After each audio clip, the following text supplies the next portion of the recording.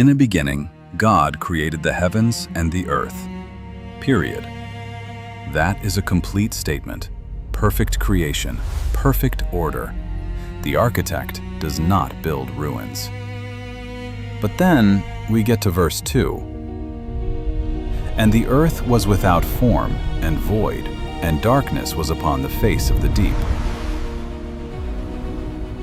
Wait, God is not the author of confusion. He does not create chaos, the Hebrew word tohu, nor does he create emptiness, bohu. In fact, Isaiah 45 verse 18 explicitly tells us, He did not create it in vain, He formed it to be inhabited. So, how did a perfect creation become a wasteland?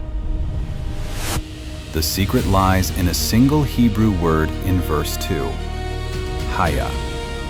Most Bibles translate it as was, but in Genesis 19, when Lot's wife is judged, the same word is used. She became a pillar of salt. The earth wasn't created empty, it became empty.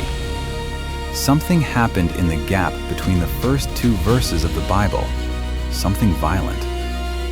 If you want to see what happened in that gap, you have to leave Genesis and look at the vision of the prophet Jeremiah. In Jeremiah chapter 4, he is given a vision of the earth, but he isn't looking at the future, he is looking at the distant past. He sees the mountains shaking. He sees the heavens blacked out with no light from the sun.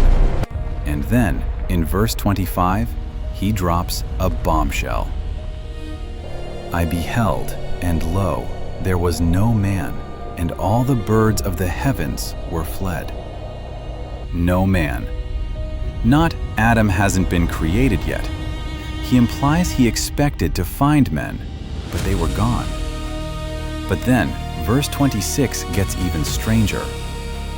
I beheld, and lo, the fruitful place was a wilderness, and all the cities thereof were broken down.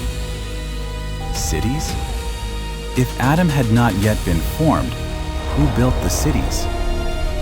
To find the architect, we have to go to Ezekiel chapter 28. It speaks of the king of Tyre, but the description goes far beyond any human king. You were in Eden, the garden of God. Every precious stone was your covering. This wasn't the Eden of Adam, a place of soil and trees. This was the mineral garden, a civilization of energy, light, and sound. Scripture says he walked up and down in the midst of the stones of fire. Lucifer wasn't just a choir leader, he was a governor, a builder, and earth was his province. He ruled over a pre-Adamic civilization, a kingdom of angels and entities that occupied this planet long before we did. But pride entered the machine. I will ascend above the heights of the clouds. I will be like the Most High. The moment that thought formed, the war began. Revelation 12 describes a war in heaven, Michael and his angels fighting the dragon. But wars leave scars, and the scar of this war was our solar system. Many theologians believe the asteroid belt is the debris of a destroyed planet. Mars is a scorched wasteland. But Earth was ground zero. God's judgment hit the planet with such force that the tectonic plates shattered. The sun was blotted out by debris. The oceans froze instantly. The flood of Noah was water, but the flood of Lucifer was ice and darkness. The cities were broken down, the birds fled, the light was extinguished. The kingdom became tohu wabohu, without form and void. This brings us back to Genesis 1:2. And the Spirit of God moved upon the face of the waters. He wasn't creating a planet from scratch. He was inspecting the wreckage. The 6 days of creation were not just manufacturing days, they were terraforming days. Day 1, he clears the smoke to let the light in.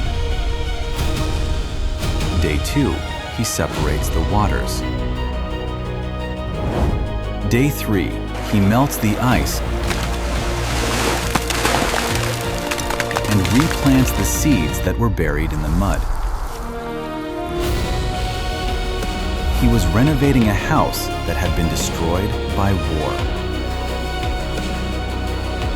So, when you look at the ancient megalithic ruins, the stones too heavy for humans to lift, the geometries that defy explanation, you aren't looking at aliens, and you aren't looking at the work of cavemen.